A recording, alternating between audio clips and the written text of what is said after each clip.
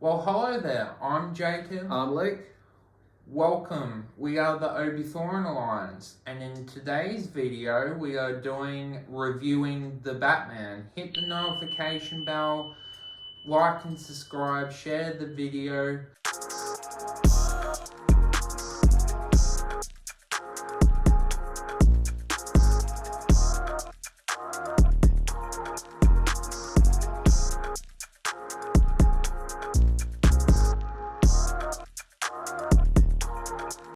And do you want to do the summary, Luke? Yeah, we'll do a bit of it together. So this movie is something we've been really looking forward to. And I've fortunately seen it twice. Jacob's seen it once, and you might see it a second time.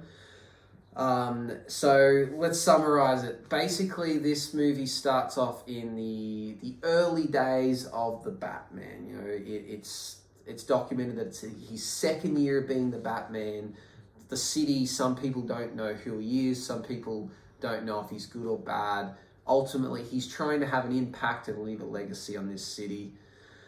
Through this, the main plot line of the movie is that the Riddler is, he's announced who he is. He is a vigilante almost himself. So he puts it, he's trying to, reveal the corrupt underworld of Gotham City, be that the politicians, the police, or the mob bosses. He knows something, and instead of just telling us what he knows, he wants to play a bit of a cat and mouse game and use the Batman to partake in this game. As I said, this movie's set in the early parts of his career, so he's not quite known or feared by everyone, but the Riddler wants to involve the Batman in it. So we're also introduced to some other familiar faces of the Batman universe, such as, who do we see? Commissioner Gordon. Yep, who in this version is played by a man with dark skin, which is not something that I've seen in other Batman movies or comics. It might be, but that's a new one for me, which is an interesting twist. We also see the same with Catwoman, played by Lenny Kravitz's daughter, Zoe Kravitz, who also has dark skin. So it's, again, it's a bit more of a diverse Batman universe. We get to see a different version of the Riddler. He's not as much of a clown-looking thing that has like a funky suit. He's wearing like a military type mask. And the Penguin and some familiar mob bosses like the Maroni and the Falcone family. And a special appearance. And a special appearance at the end, which we won't mention in the summary. So, cat and mouse, Batman trying to chase the Riddler trying to expose the corruption of the city, ultimately setting up for future films where the Riddler is left the city in complete brinks and only Batman can save it from that point by the time we get to the end of it. It is a long film. How long was it? 176 minutes. Yeah, so it's pushing close to 3 hours. It doesn't feel that long. No. Yeah, it's exciting the whole way through. It's set at a very dark tone. The lighting in this movie is set to be quite dark, which is nice. It's definitely more serious than some of the other Batman films, but not as silly as some of the others. It's very focused on the detective aspect opposed to the actual fighting and the tech aspect that like the Christopher Nolan Batman films take.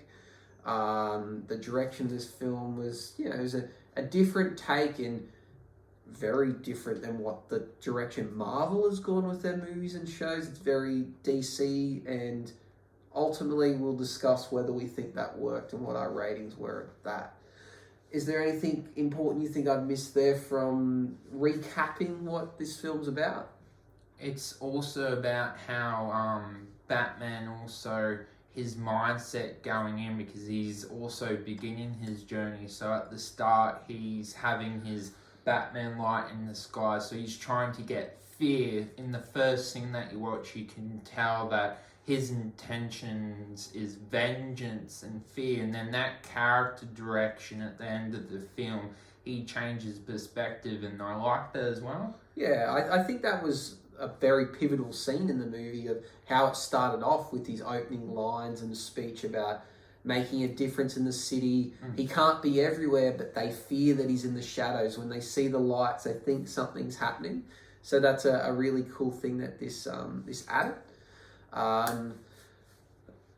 There's so many things I want to discuss about it, but I don't want to do it until we move into a spoiler discussion part. Let's give a verdict and maybe 1 or 2 points of why we gave this verdict. So you go first. You tell me what you gave it and why. I'm going to give it 4.5 jet skis out of 5. I really enjoyed the detective aspect of the film. I think we don't really get to see that in other Batman films, and I think seeing this from the beginning aspect of his career really stands out. Ray feels like a 7 in those crime films, and it really does it really well. And I think the music in the film and how it's filmed, and Matt Reeves did such a fantastic job. I'm myself am more of a story and acting person, but I got to give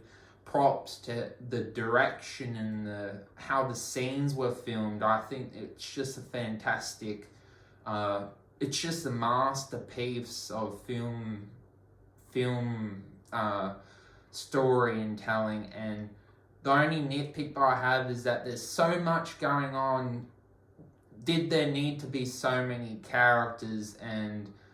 But besides that, I think it's a fantastic film, and I think even if you're not a superhero fan, you can still appreciate the detective aspect, because even if Batman wasn't Batman and Riddler wasn't Riddler, it's really a good guy catching a bad guy, and other films have been like that. So I think that's a really strong part of the film. Yeah, I agree with that point specifically, that even if you didn't like Batman, you can appreciate that this is a detective solving clues, and that there is someone that is causing corruption over a city, causing havoc over a city to expose the truth, which, that he doesn't have to be Batman. He could have been, a dude in a business suit, and the Riddler could have been a guy that wearing pajamas for all it mattered. But it would still be a cool story of what's going on. It just adds that extra element that it relates to a bigger story, which if you're a Batman fan, it's a good rating, 4.5. I'm going to go one better. I think it's a 5. Okay. And the reason I say that is because the first time I watched it, I thought 4.5, and then the second time I watched it, it got better, and that's why I think it deserves a 5. We go back and forward between us discussing what makes a 5, and ultimately we give a score out of 5, but no movie's perfect. No. But for me, this movie is not perfect, but the reason I give it as a 5 is 5 is a standard which you would consider you can't do better than. That, it's of the top quality. One day we're going to see a movie and say this deserves a 5.5 stars, but at the moment our rating's out of 5, so I think this is deserving of the highest score you could get. But, does that mean it's my favourite movie of all time? No. But I think it's deserving of a 5. Why I think that is back to that rewatchable thing. I watched it twice in a short succession and still was on the edge of my seat and enjoyed it the second time. And I think I would still like it a third time if I was to go watch it soon. Also, the things that I thought were nitpicks the first time, when I watched it a second time, I could see the direction of the writer and the director and why he did it that way, which made it even better. And that's something I'll talk about in the spoiler discussion, these points that I figured out. But ultimately, being that what Jacob mentioned, you could remove the fact that he's the Batman and the Riddler and replace them with with anyone, and it's still a cool story. It's a city of corruption. There's someone that is ratted out on the other people, that are the other bad guys, and someone knows about this and he wants to expose who this corrupt rat is that has done this.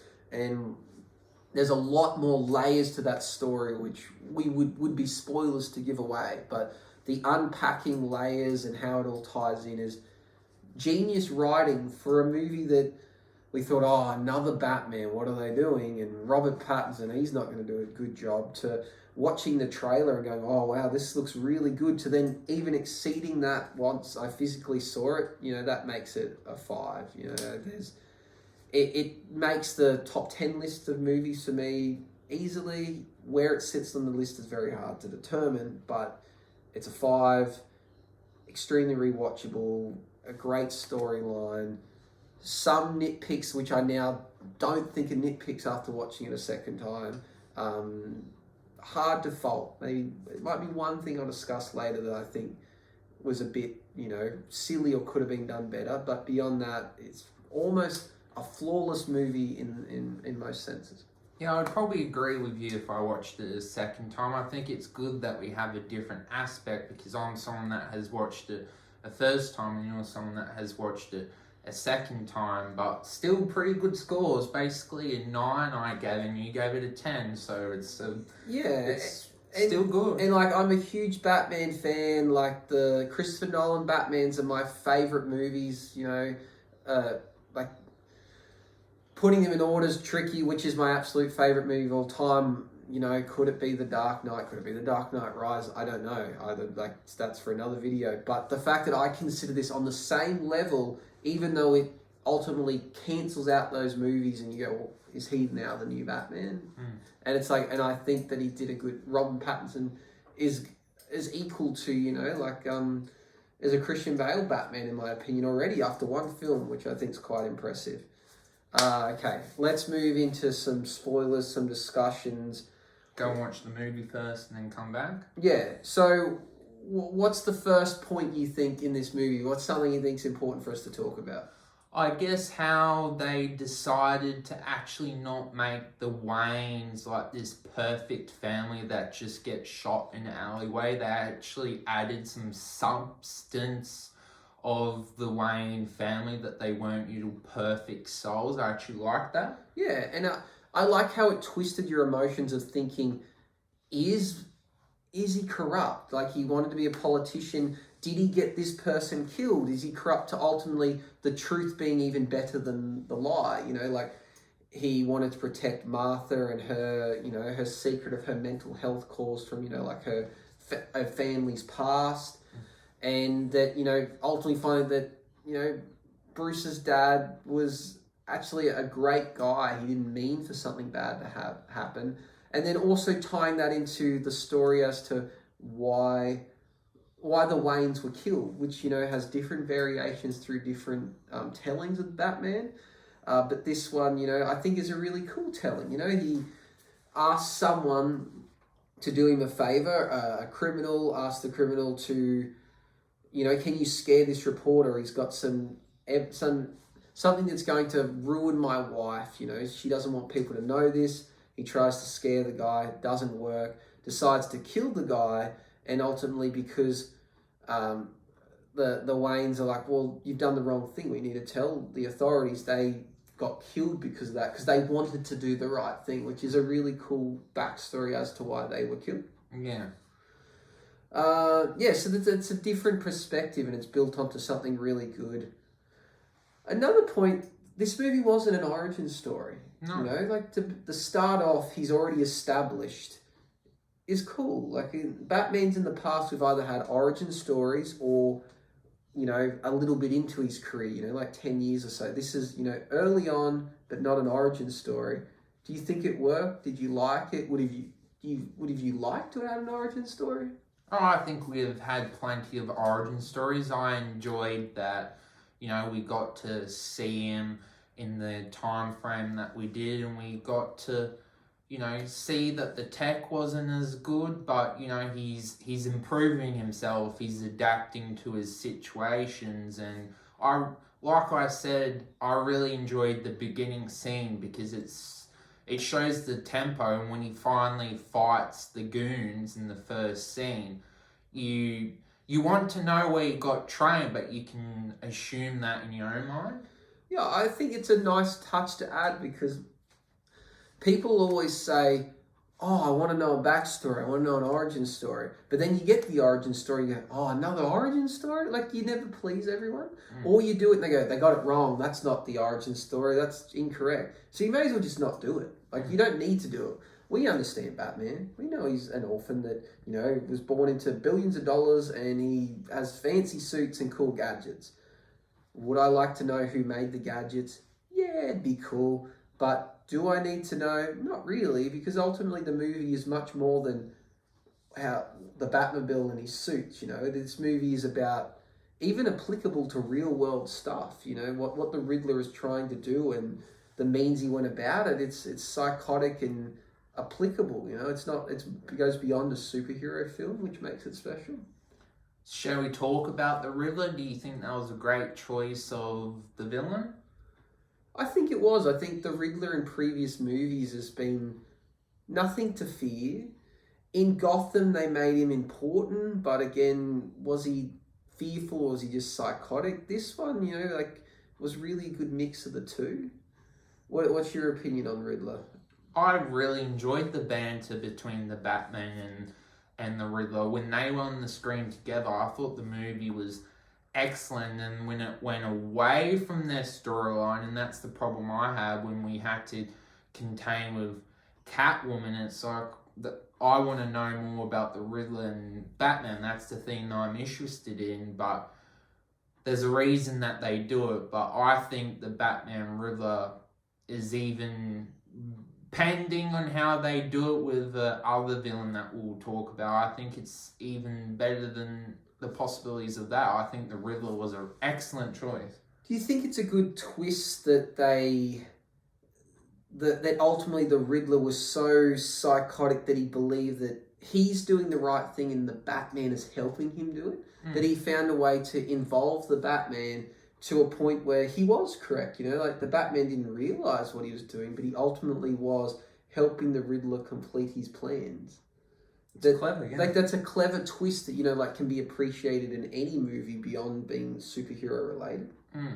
I think it's nice as well not to see superpowers. For me, I think Batman is at its best when he's fighting, you know, mob bosses and people that are psychotic, opposed to, you know, people, aliens and killer crocs and things like that. I think that's the Batman storylines I enjoy the most.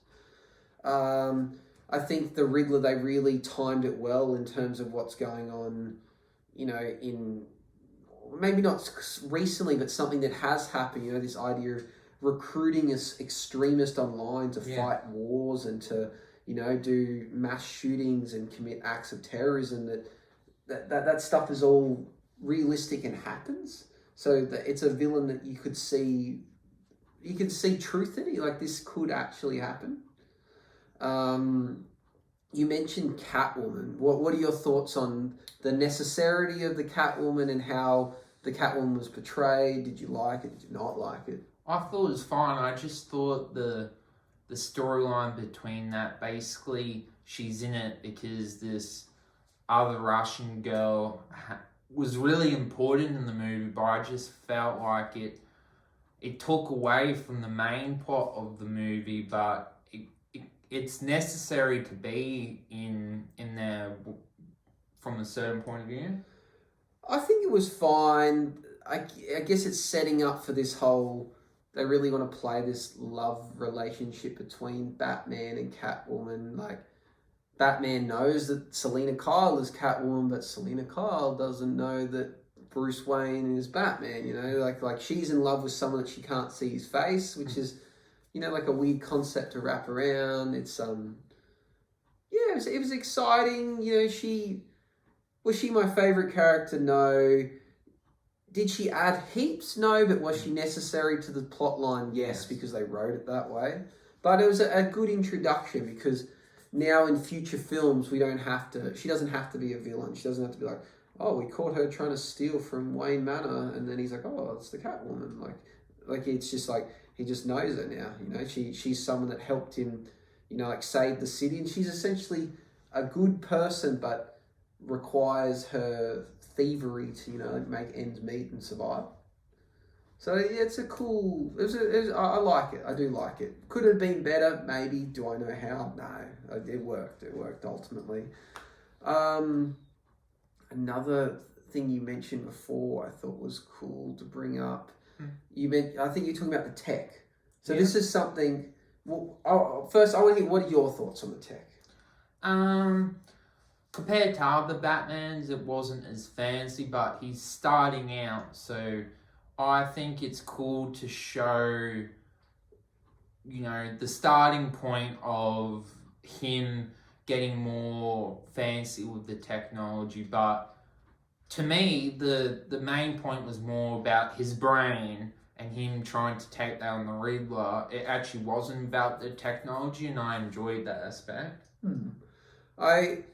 That's where my opinion changed the tech. The first time I watched, I go, oh, it's disappointing. What a disappointing Batmobile. What disappointing, like his cameras were like in his eyes and didn't seem that high quality, and he's using a flashlight, and his suit doesn't fly as such. He's got to put on an extra like layer thing to fly. But then watching a second time, I realized that that's tactical. Because he is early in his career. They wanted it to be that way. You don't want him to just have the best gear to begin with. The Batmobile, it's the first time he's used it. He doesn't really know what he needs to put in the Batmobile yet. He just, at the moment, it's just a vehicle that he's built, and I guess it's fast.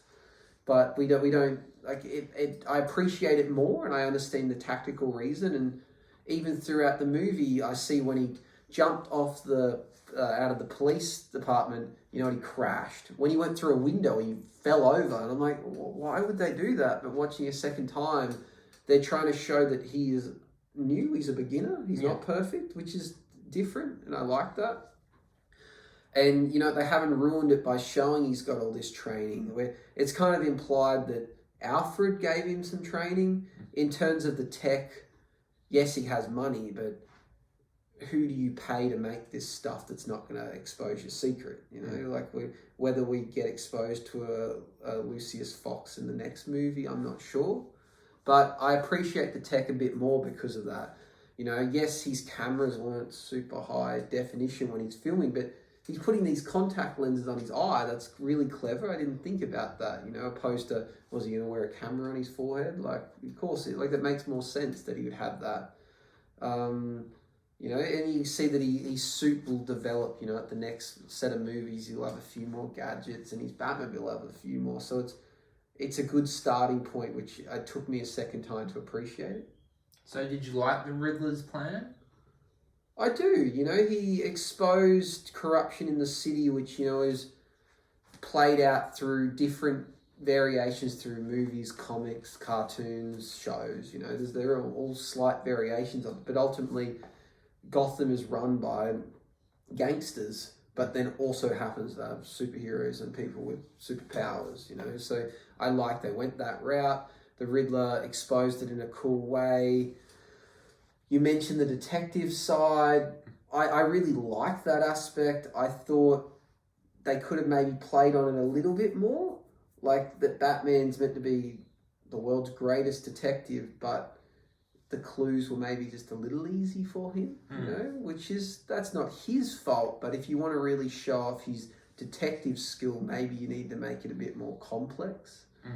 And the one clue that was quite easy was the one that he didn't pick up. This whole, the rata alata, that they're like, oh, it's a pigeon without wings. They're like, oh, it's a rat with wings, and then they're like, oh, it could be the Penguin. Oh, it could be Batman. I never bought it was Penguin. But then ultimately the answer was it's Falcone, which sounds like a falcon, but it's not the same word or same meaning. But it's like there was 3 possible options, and he only explored 2 of them. And it was kind of clever where he worked out with the thumb drive, like the finger and the fingerprint. Like, that's cool. And the tucker, and he opened up and pulled open the carpet and exposed that's all cool. He's a detective, he worked that out. But I thought maybe it just needed to be a bit more tricky to really believe it. But the one scene where they kind of showed that was when they walked in and they go, oh, the first piece, like, oh, his thumb's been cut off. He's like, he was still alive. You can see there's something on his finger. And I was like, okay, so he knows some medical terms. I would have liked it if they exposed that a bit more, where like whether he went into, you know, the Riddler's house and was like, oh, I can sense, you know, some kind of dust or something. He's like, oh, I think explosives are being made here. Something like that, like to show that he has a wide knowledge of and good observation. And in that earlier scene, he notices a blood splatter that no one else did, and then ultimately the lady takes a photo of it. It's like, well, that doesn't make him a good detective. That just means they missed something that was obvious. So, you know, like it would have been cool to really push that detective side a bit more. What was your favourite scene of the movie? Favourite scene of the movie? The car chase was kind of cool in the rain, but I got a kind of different experiences of that. The first time I went to see it, I saw it in 4D, so I'm getting thrown around and there's rain dripping from the roof, so it was cool, but, you know, I felt like I got thrown around heaps. And then the second time I watched it in gold class in a recliner, so yeah, I'll stick with that. That was my favourite scene. But I always question car chases because you're like, in the real world, you try and do that, you crash pretty easily. But in movies, they seem to not crash as often. So would they have survived? Maybe not.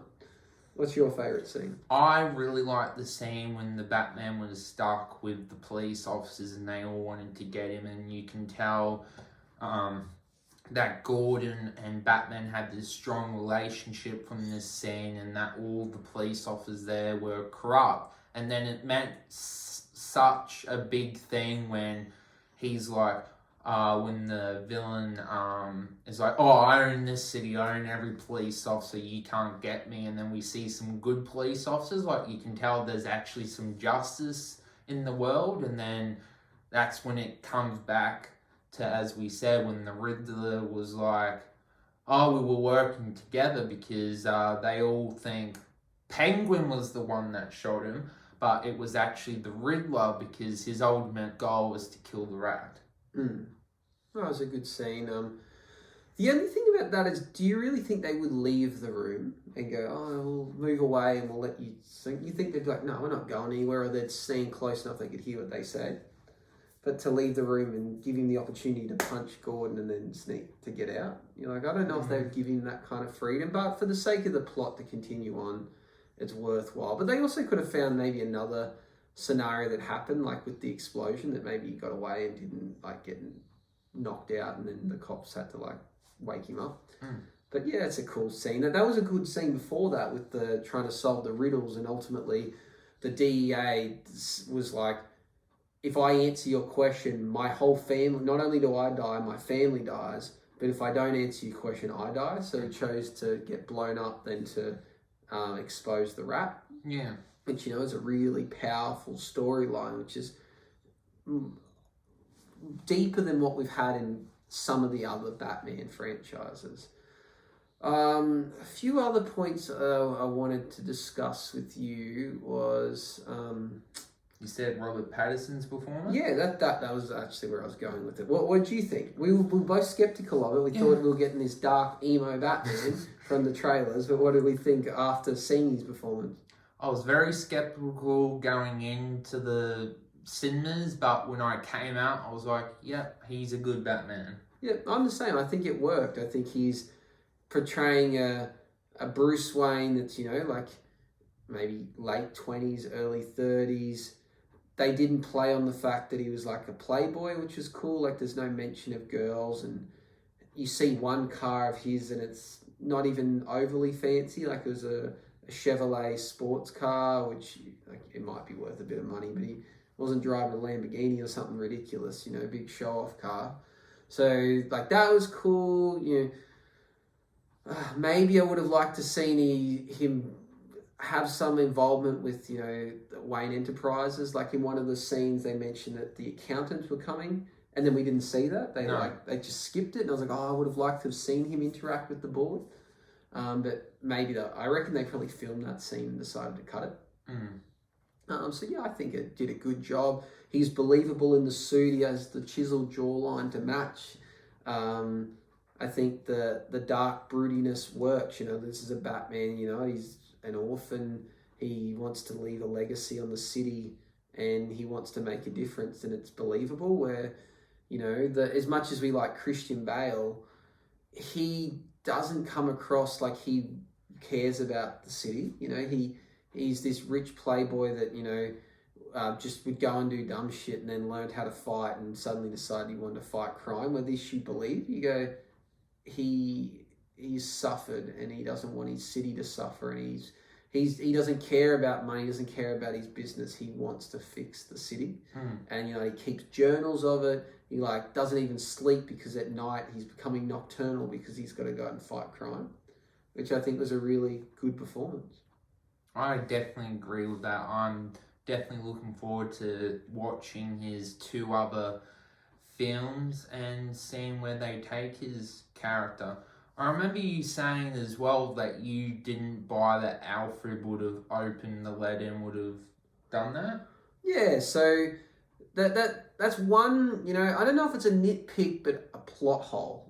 I think maybe that's something I'd like to talk about, any plot holes you notice. So this is a plot hole I noticed in this film. The Riddler... The flooding you were saying as well. Yeah, so the Riddler was very clever with how he hunted down his prey. You know, he knew their moves, he knew what he was going to do. He had something really well planned out.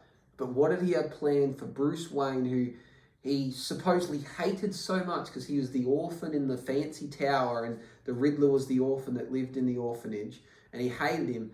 And the only thing he could do to try and kill him was send a letter in the mail written in Joker handwriting font, and it says, "For Bruce's eyes only." And you're like, so your plan was to blow him up. Like, you did all these clever things with other people and all you could do was that.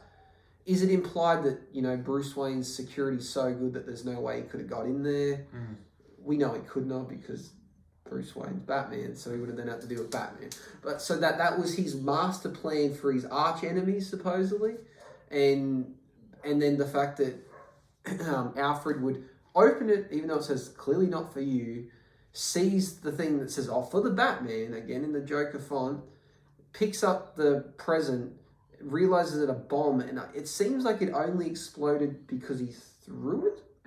Because, like, what, it was on a timer and it happened to explode at the exact time he opened it. I don't believe that. I feel like the motion on whatever he did made it blow up.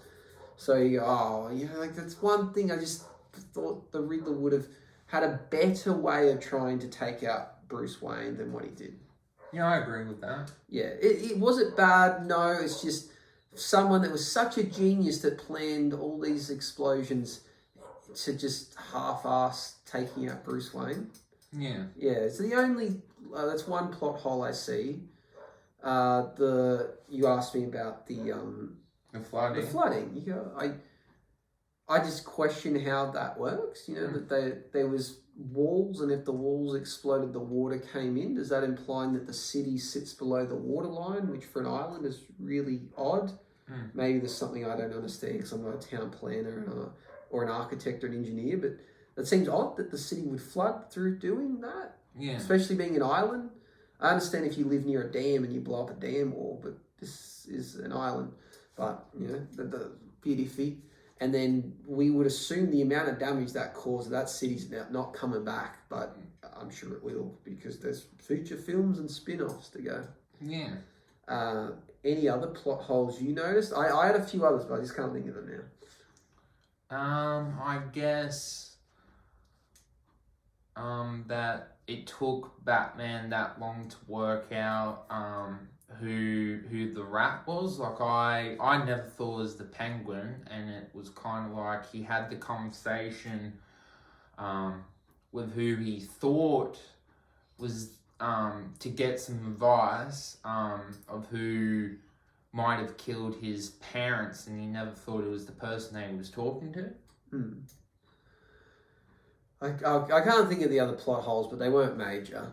But ultimately, I still liked the movie. I gave it a 5. Did you notice the 3 ways how he got into the club? Yes. So, the first one, he just showed up and said he was the Batman. Do you know who I am? I'm the Batman. And the twins were like, so? Yeah, that's kind of a plot hole, I find, in the movie. The fact that there is this light that goes up in the sky. And obviously the Batman would have made the news. You know, it's his second year. I'm sure they'd be like, "Oh, the Batman's been at large again. The Batman stopped this." But yet when he came up against the thugs, they're like, who are you supposed to be? It's like, how do you not know who this guy is? Like, he's famous. You have to know who he is. So that was one plot hole. I'm like, that's silly. They know who the Batman is. He's saying that people fear him, but not these guys. They don't even know who he is. And I was like, I don't buy that unless we assume they've came in on a train from like Bloodhaven. But then, you know, in this world, if someone was running around in a bat suit, the world would know about it. So it's like, it doesn't make sense. But that's a slight little plot hole. Yeah, that some of them weren't really afraid of him. And the amount of times he got shot at. And I understand, you know, his suit could be bulletproof. But he's got this little square here where there's nothing protecting him. And he was in a dark room with several people with machine guns just shooting randomly. There's a good chance one of them would have hit him in the face. Like, that just statistically says that one of them got hit in the face. And then the second time, they know who Bruce Wayne is. Yeah.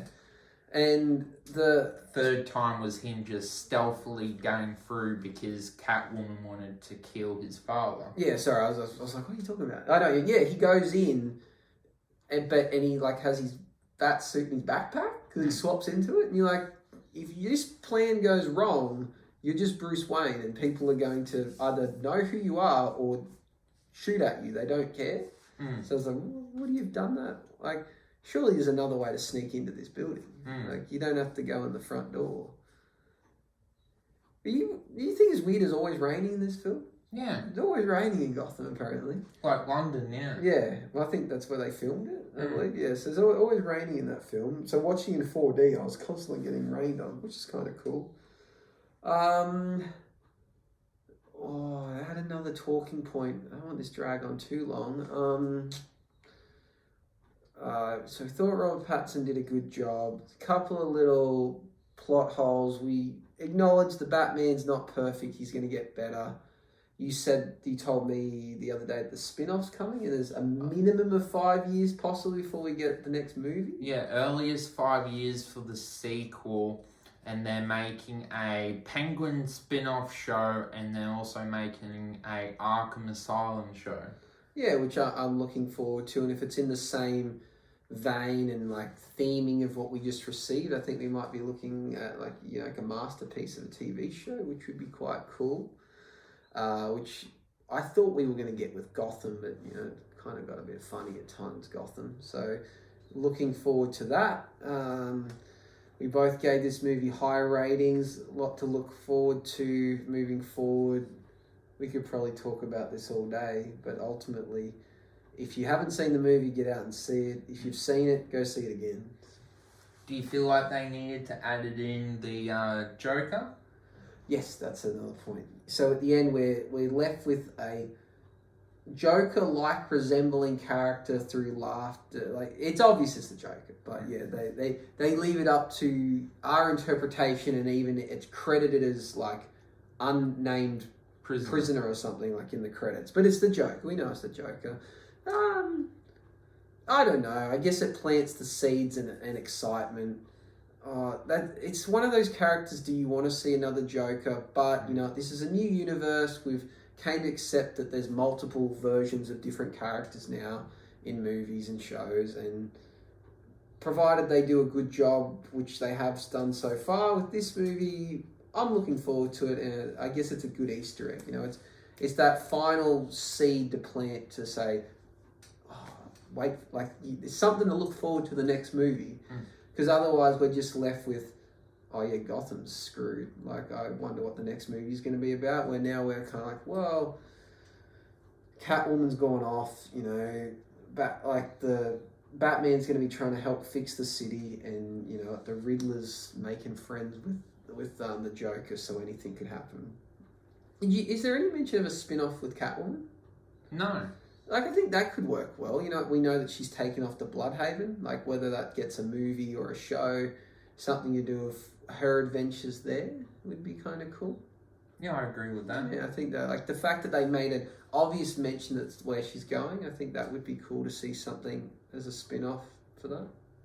Yeah, I guess final discussion. Did you like how at the start of the movie his character was in his thoughts, he needed to be vengeance. He needed to bash up people. He needed to fear criminals. And then he even said, he didn't understand because the crime was up and then at the end of the movie, he realized hope is the answer. Even when he carried that person, he was like, I don't want to let go, and that was a powerful scene. Yeah, definitely. I think the message that this movie brings is more than the others. You know, we like the Dark Knight trilogy, but ultimately that was about showing off the villain, the villain, the gadgets, and did Bruce Wayne and Batman really care about the city, or is he only there to when something major happens, does he step in?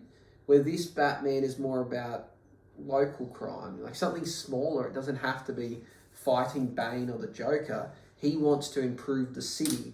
And, you know, along the way, he will come up against supervillains, but there's no job too big or too small for this Batman. He wants to improve the city, which is more powerful than what we've seen so far. So those bookmark, like speeches we get at the start and the end really tie it together. Yeah, so yeah, it was a powerful statement, as you said. Did you also like the church scene when they were going in the church and the mayor's like, you're not doing anything, Bruce Wayne? Yeah, I think that could be a setup for future films, you know, like will Bruce Wayne become more involved, but as a politician? Yeah, maybe not a politician, but just helping the city. That is one thing. The movie had very little focus on Bruce Wayne, which is okay, but saying we didn't get much into what life beyond the suit is, what it's like when he's not Batman, which would have been cool, but you know, then it makes a very, very long movie. So that was kind of some way of tying it in. One little loophole that came from that scene is when people could hear this car driving through, mowing down people, why no one ran. Everyone kind of just stood in the church and looked around, and they're like, oh, something's coming. Like, you think people would run, but, you know, unless you're there, you don't know. Well, thank you for helping, Luke. Definitely enjoyed reviewing the Batman. I think it's very highly recommend anyone sees it. It's definitely a masterpiece. Would you agree with that, Luke? Yeah, masterpiece is the way to describe it. It's more than just a superhero film. With filmmaking and story and acting, fantastic film. Yeah, and it shows that you can still retell a story that's been told 100 times over and still make it new, unique, and exciting, which is positive. You know, we just think we too easily jump on board and go, oh, not another one of these. But we're slowly starting to realize that things can be remade and can be reimagined, and they still be as good or better than the previous ones. Yeah, well, I guess we've got to wait 5 years for the sequel, and hopefully it will be as good as this one. Yeah. Well, let the force be with you. Like and subscribe. Bye-bye.